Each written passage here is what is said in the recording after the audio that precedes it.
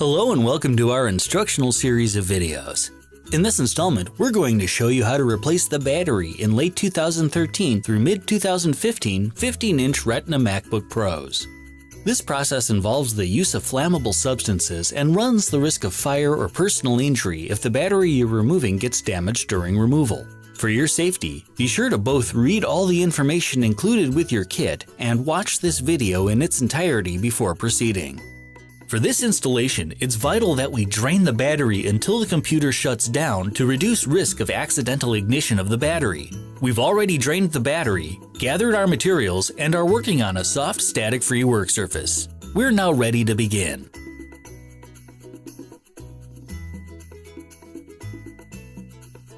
The first thing to do is place the cloth that came with your kit over the keyboard of your MacBook Pro and close the lid to help protect your screen in case of any spillage of the adhesive remover. We can now remove the bottom cover. Start with the two pentalobe screws in the center of the hinge edge as they're smaller than the others.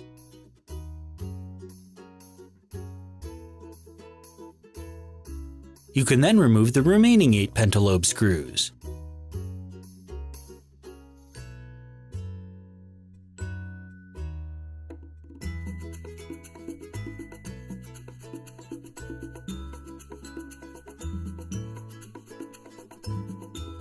You should now be able to lift the bottom cover off and set it aside. Disconnect the battery by lifting up on its large central connector.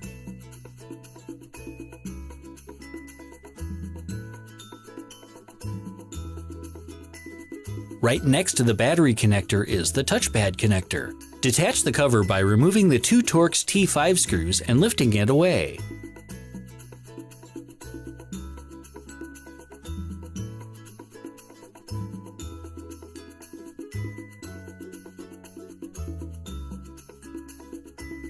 Then, you can lift up on the connector itself to disconnect it. Peel back the edge of the label that covers the battery connector and remove the Torx T5 screw near the edge that holds the battery in place.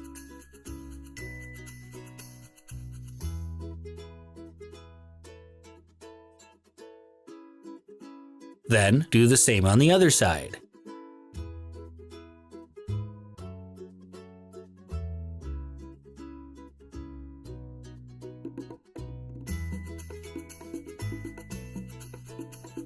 Next, remove the SSD by first removing the retaining screw,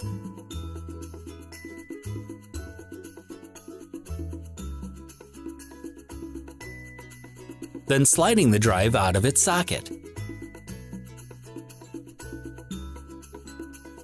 Then, remove the I/O board cable covers by first removing the Torx T5 screws that hold them in place,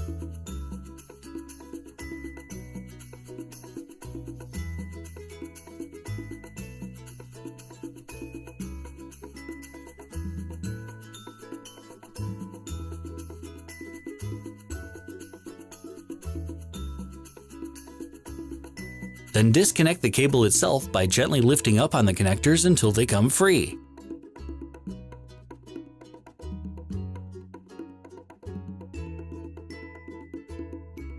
Lift the rubber cover off of the fan and fold it up out of the way.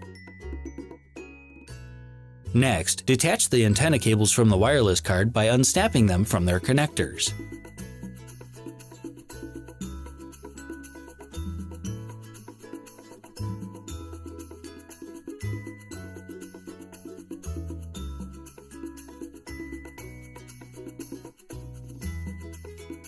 Then, remove the Torx T5 screw holding the card in place,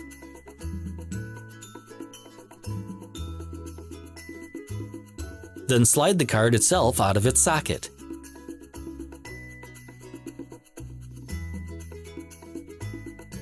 You can then slide the camera cable connector out of its socket and lift the entire bundle of cables up and off the fan and out from the cable guide on the other side.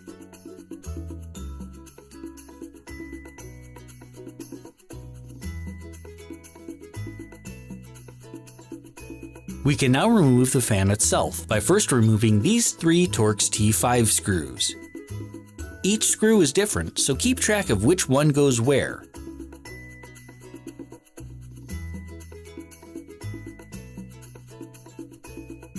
Then, lift up the latch on the ZIF connector holding the fan cable in. You should now be able to lift up on the fan and gently unstick the cable from the logic board. The connector should slide right out of its socket. To detach the lower I/O board cable, first lift up on the locking handle on the connector, then slide it out of its socket.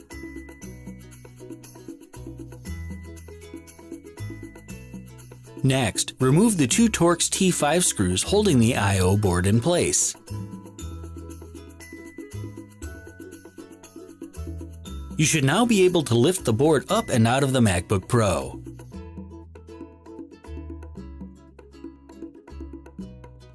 Next, lift the keyboard backlight cable connector from its socket. Then, do the same with the right speaker cable.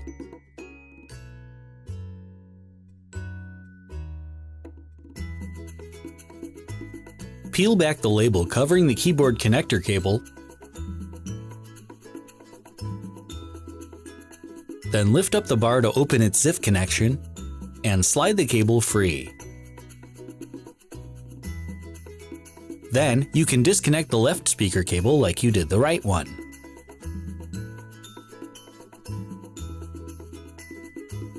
Lift the rubber cover off of the fan and fold it up out of the way.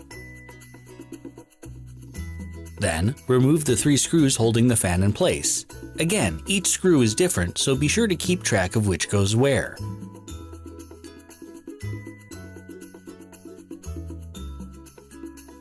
Then, lift the latch on the fan cable's ZIF socket. Finally, like before, lift the fan out of the MacBook Pro, then peel the cable up from the logic board if necessary and remove it from its socket. Lift the latch on the display data cable and slide it out of its socket.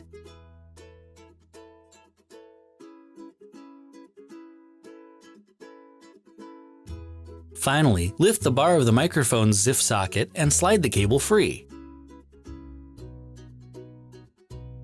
We can now remove the Torx T5 screws that hold the logic board in place. Start with this one near where the SSD used to be.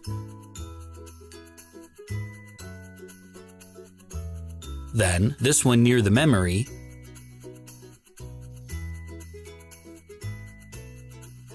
Then the two near the center of the hinge edge.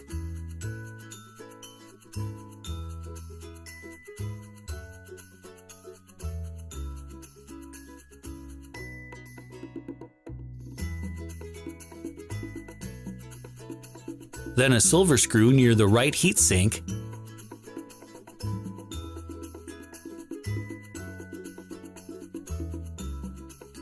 The corresponding one is on the other side, hidden underneath a rubber cover.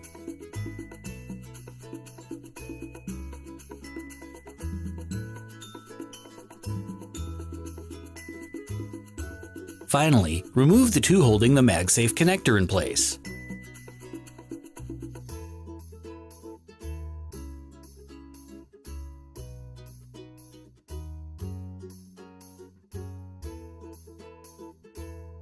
You should now be able to carefully lift the logic board out of the MacBook Pro. We can now remove the right speaker. Do this by removing the 3 screws that hold it in place,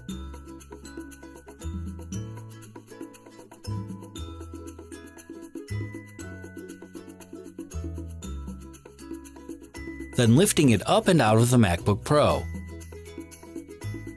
Do the same for the left speaker.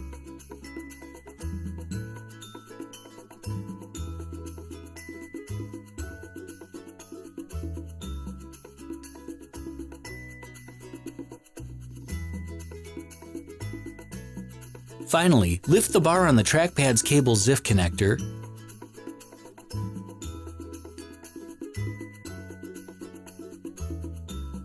then peel back the label covering the cable near the battery connector, and gently detach the cable from the battery itself.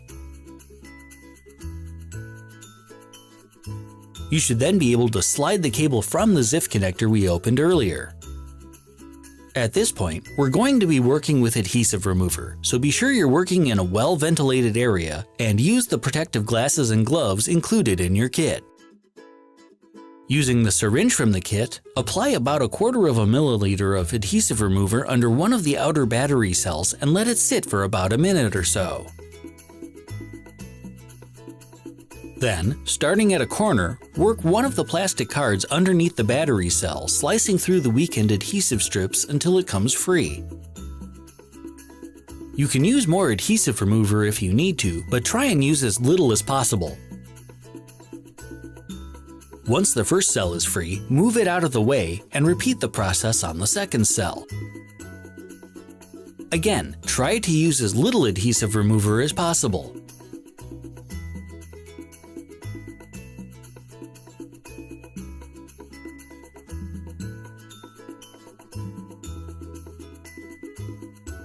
Once both cells are loose, use one of the plastic cards to hold them up from the surface of the MacBook Pro so they don't accidentally re-adhere.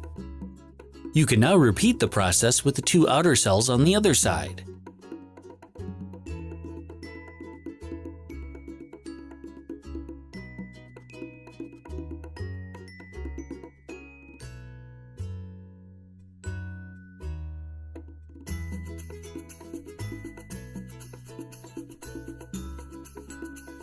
For the center two cells, first slide a card down the center so that it starts to lift one of the cells.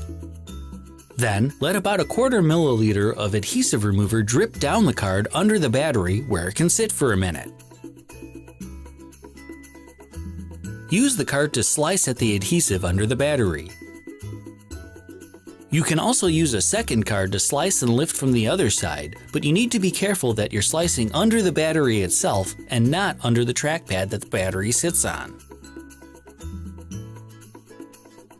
Then, do the same for the other center cell.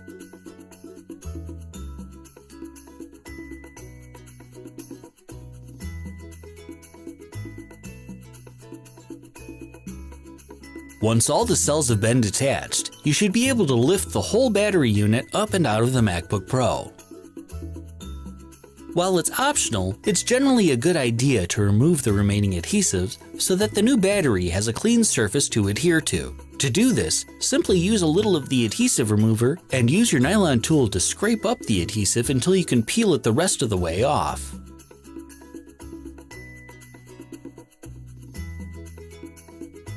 Once you're done, wipe up any extra adhesive remover and let the MacBook sit for about half an hour to ensure everything has evaporated and dried.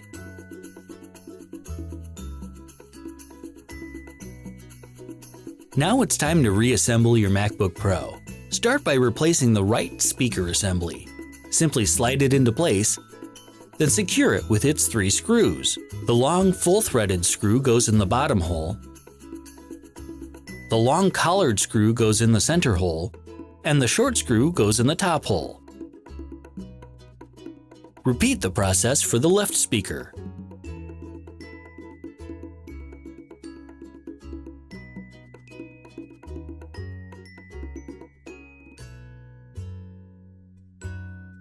Taking care that no cables are trapped underneath, set the logic board back into place, making sure it sits flat within the MacBook Pro.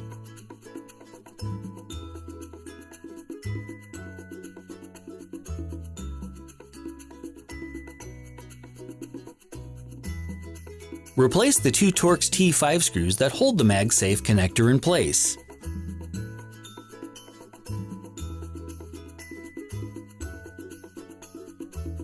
Then, replace the longer silver screw near the heatsink and set its rubber cap back on top.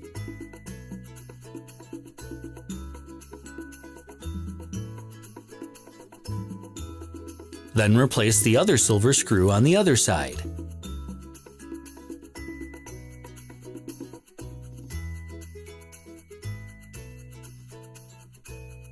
The next 2 longest screws are the same length and go in the 2 holes along the hinge edge.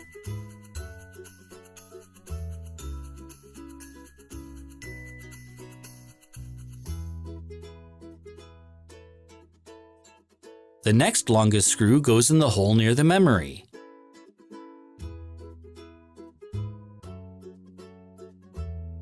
And finally, the smallest logic board screw goes in the hole under the SSD bay.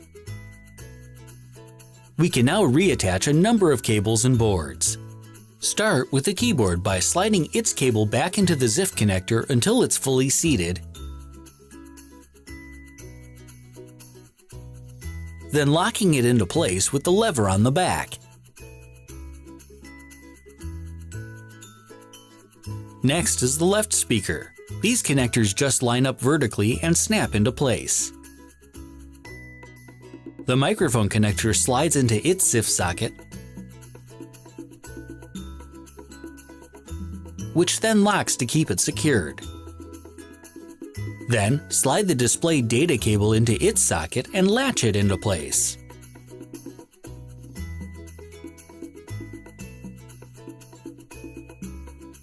Slide the left fan cable into its ZIF socket and latch it before laying the fan back into place.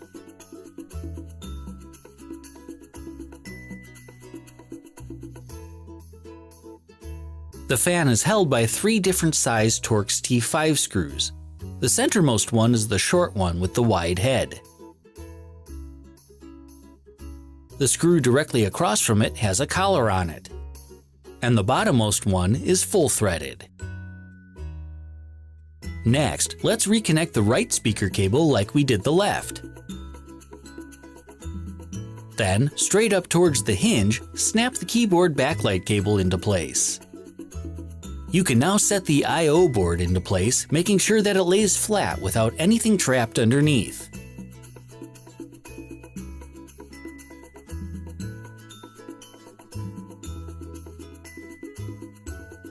Then, secure it with its 2 Torx T5 screws, which are both the same length.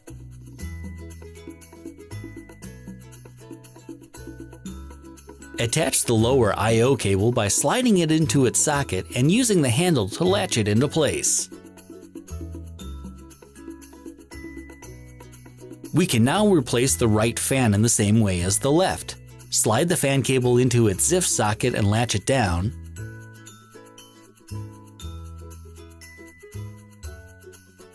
Set the fan flat and replace the Torx T5 screws from top inside to the lower outer with the shortest large-headed screw, the collared screw, and the full-threaded screw. Next, slide the camera cable back into its socket and route all the cables along their guide along the I/O board.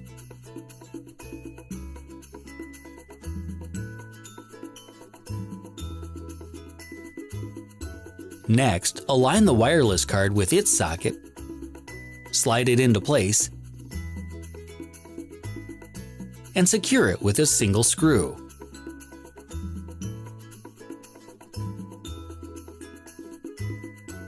You can now attach the antenna cables by lining up their connectors and snapping them together. The cables should position themselves over the appropriate connectors.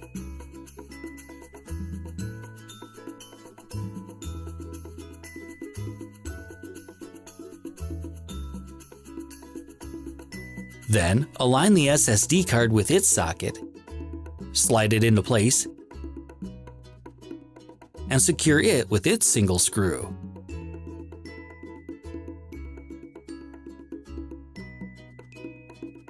Attach the I/O ribbon cable to its connectors on the logic board and I/O board.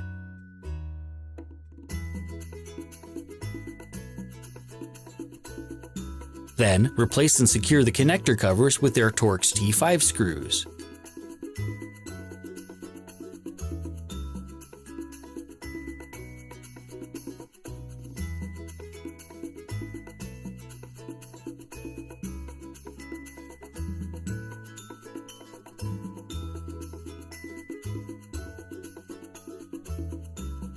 Finally, flip down the 2 rubber covers back into place over the fans, and we're ready to install the battery itself. First, peel off the paper covering the adhesive on the back of the new battery. Then, set the battery into place.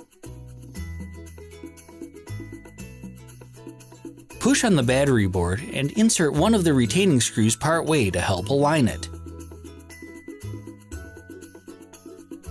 Then, do the same on the other side, only tightening the screw completely this time.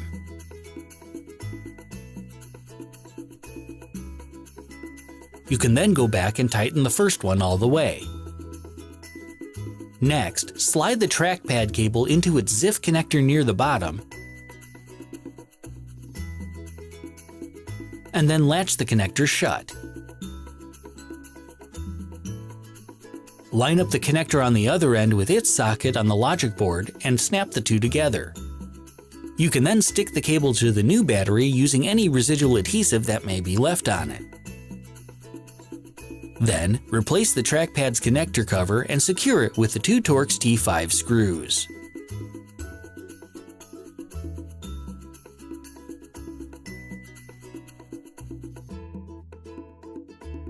Finally, line up the battery connector with its socket and press it into place. We can now replace the bottom cover and screws. Start with the 2 center screws along the hinge edge as they're shorter than the others.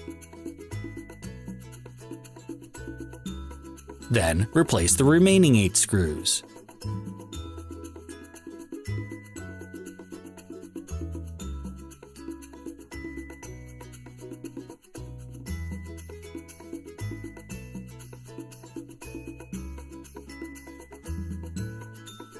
You can now open your MacBook Pro, remove the protective cloth, and charge and condition your battery according to guidelines.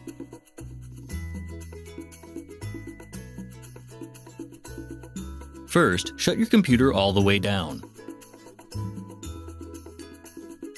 Then, attach the power adapter. The light on the adapter should turn amber to show that the battery is charging. Once the battery is 100% charged, the light should turn green. Once it has, you should leave it connected for at least 2 more hours. However, you can use your computer during this time rather than leaving it off. After that, we'll need to discharge the battery. First, in the Energy Saver Preference pane, make sure all the sliders are set to the right and any power saving measures, like sleeping the hard drive, are turned off. Do this for both the power adapter and the battery settings. Once you've done that, disconnect the power cable and let the battery discharge completely until the computer shuts down. You can still use it at this time, but don't do anything particularly heavy. Steady and even usage will result in better power system calibration. Once the battery is discharged, your computer will automatically shut down. Leave it shut down for at least 5 hours to ensure the battery is completely drained. Finally, reattach the power cable and let the battery charge back up to 100%. This time, you can use the computer while it's charging. Once the battery is charged back up, the power management system is properly calibrated. You can now set your energy saver settings back to what they were before and use your computer normally.